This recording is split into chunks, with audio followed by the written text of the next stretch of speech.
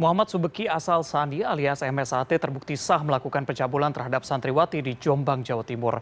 Hakim menjatuhi hukuman pidana penjara selama 7 tahun dalam sidang di Pengadilan Negeri Surabaya kemarin, jauh dari tuntutan JPU 16 tahun. Kita akan bahas bersama pakar hukum pidana Trisakti Abdul Fikar Fajar. Sebelumnya kami juga sudah menghubungi Kejati, Jawa Timur, namun belum bisa bergabung dalam dialog kami malam ini. Selamat malam, Pak Abdul. Selamat malam, Iya, Mas. Pak Abdul, kalau kita lihat MSAT alias Beki ini divonis 7 tahun penjara, sedangkan tuntutannya 16 tahun begitu. Anda melihatnya seperti apa? Ya, saya kira ini vonis yang belum memenuhi rasa keadilan masyarakat, khususnya masyarakat korban, gitu ya. Masyarakat korban di dalam peradilan pidana itu diwakili oleh negara. Ya, dalam hal ini adalah kejaksaan. Kejaksaan itu aparatur negara yang mewakili masyarakat korban. Nah, tuntutan jaksa yang mewakili masyarakat korban, saya kira secara relatif gitu ya sudah memenuhi rasa keadilan karena cukup tinggi ya tuntutannya 17 tahun ya. Karena itu sebenarnya itu jaksa dalam hal ini sudah bisa menangkap rasa keadilan yang hidup di dalam masyarakat, terutama bagi korban gitu. Tetapi ternyata pengadilan hanya mengabulkan separuh lebih kalau nggak salah, ya separuh lebih 12 ya, jadi kurang dari 5. Nah karena itu dianggap kurang maksimal.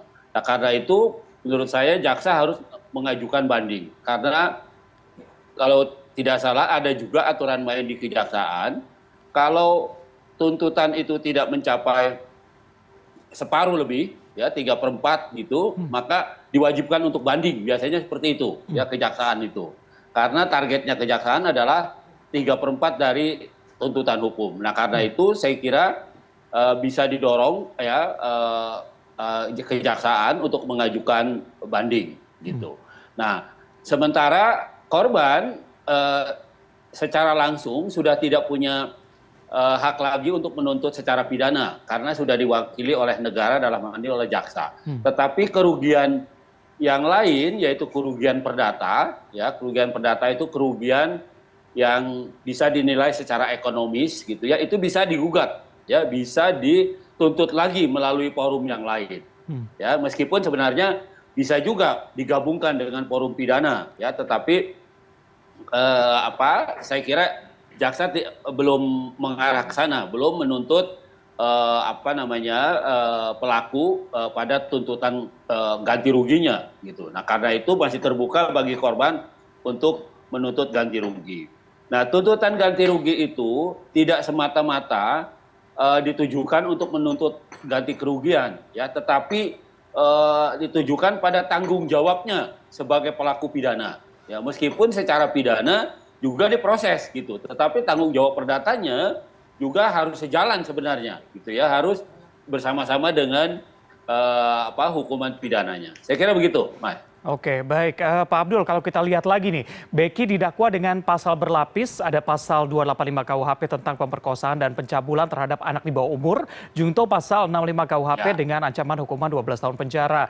Ini dia juga didakwa dengan pasal 289, junto pasal 65 KUHP dengan ancaman 9 tahun penjara, serta ada juga pasal 294, junto pasal 65. Ini namun Beki divonis hanya 7 tahun penjara, bukan karena pemerkosaan. Majelis Hakim memutuskan Beki terbukti bersalah atas pencabulan terhadap santriwati. Menurut Anda seperti apa? Iya. Nah, sekarang kita lihat dakwaannya. Dakwaannya itu apakah kumulatif ataukah alternatif gitu. Saya tidak tahu dakwaannya apakah ciri-cirinya kumulatif itu di antara dakwaan 1 dengan dakwaan 2 itu ada kata-kata dan, ya. Tapi kalau dakwaan alternatif itu ada kata-kata atau gitu. Nah, kalau tadi disebutkan bahwa selain pencabulan juga perkosaan dituduhkan, ya. Nah, saya kira itu kumulatif. Nah, kalau kumulatif mestinya hukumannya bisa lebih dari itu karena dia didakwa beberapa tindak pidana. gitu. Jadi selain pencabulan juga perkosaan gitu. Jadi masing-masing tindak pidana itu harus dihitung hukumannya gitu. Oke. Nah, soal berapa hukumannya itu menjadi relatif. Ya, mungkin hakim menganggap 7 tahun, 7 tahun tadi ya. 7 tahun. Betul, Pak Abdul. 7 tahun itu dirasakan adil untuk 2 tindak pidana, ya, pencabulan dan perkosaan gitu. Nah, padahal dari sudut masyarakat, dalam hal ini masyarakat korban, ya, itu dirasakan kurang adil.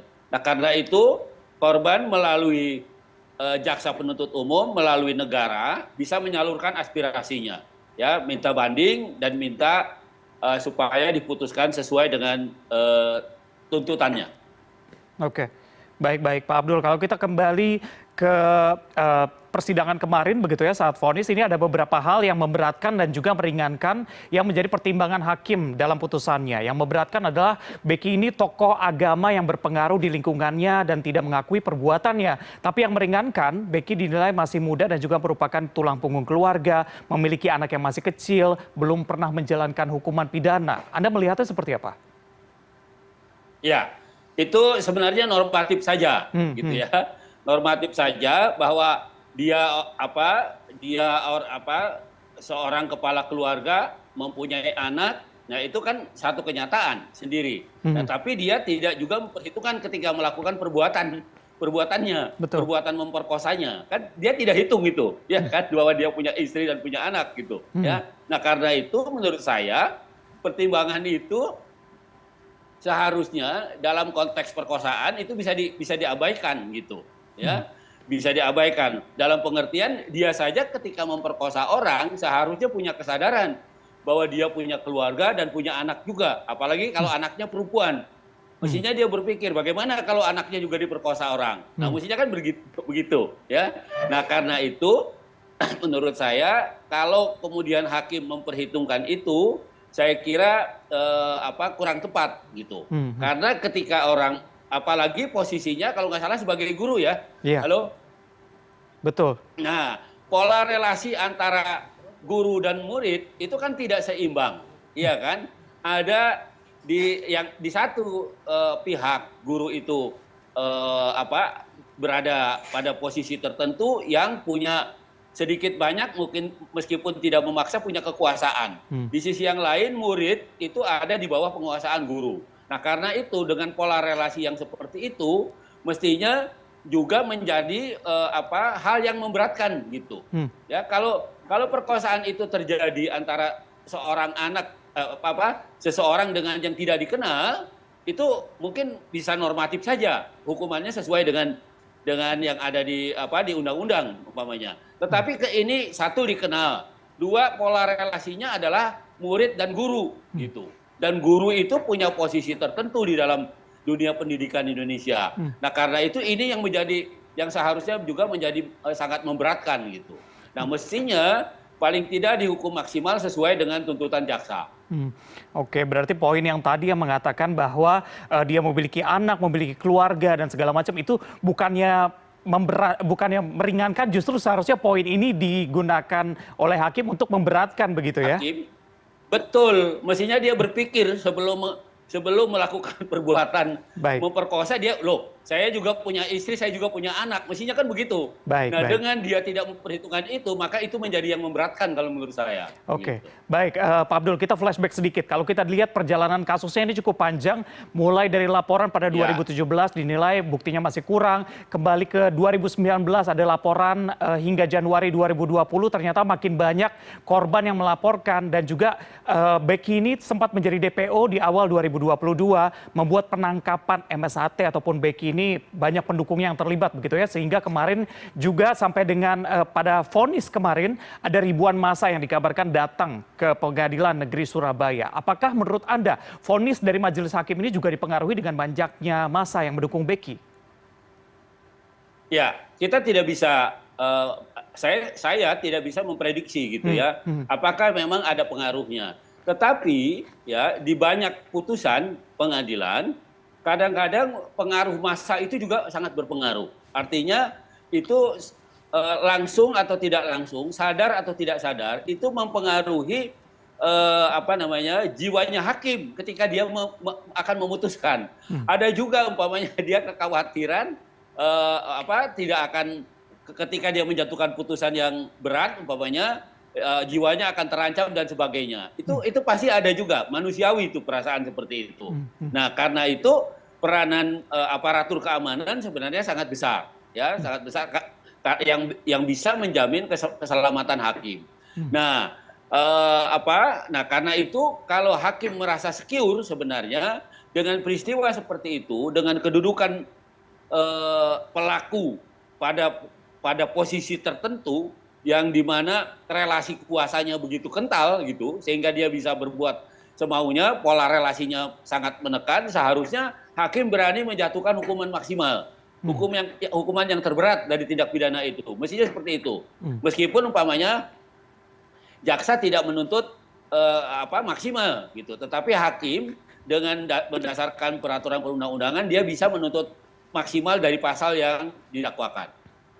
Oke, baik. Ini kalau kita lihat Pak Abdul, setelah vonis dibacakan kemarin begitu ya, tim dari JPU belum menentukan pilihan apakah nanti akan banding atau tidak. Menurut Anda seperti apa? Apakah ada pengaruh dari masa tadi juga yang membuat tim dari JPU ini masih pikir-pikir nih, walaupun memang diberikan waktu selama 7 hari begitu?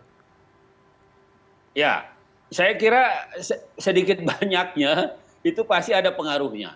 Ya, terutama jaksa kan mewakili negara sebenarnya. Ya, kalau jaksa mewakili negara seharusnya dia yakin gitu, ya, bahwa dia sangat terlindungi oleh negara, ya kan? Masyarakat bagaimanapun juga masih membutuhkan aparatur negara gitu. Nah, karena itu kalau aparatur negara sudah turun tangan umpamanya melindungi jaksa, seharusnya masyarakat tidak berani lagi. Nah, karena itu menurut saya ini yang seharusnya menjadi pegangan dari jaksa penuntut umum untuk berani menuntut yang maksimal gitu, terutama pada kejahatan-kejahatan yang memang sangat meresahkan dan melukai perasaan masyarakat umpamanya, seperti itu. Begitu. Oke, baik, kita tunggu saja karena diberi waktu 7 hari sejak kemarin begitu ya, untuk nantinya tim jaksa apakah akan memilih untuk banding atau tidak begitu. Terima kasih pakar hukum pidana Trisakti Abdul Fikar sudah bergabung bersama kami di CNN Indonesia Prime News. Selamat malam. Oke, selamat malam.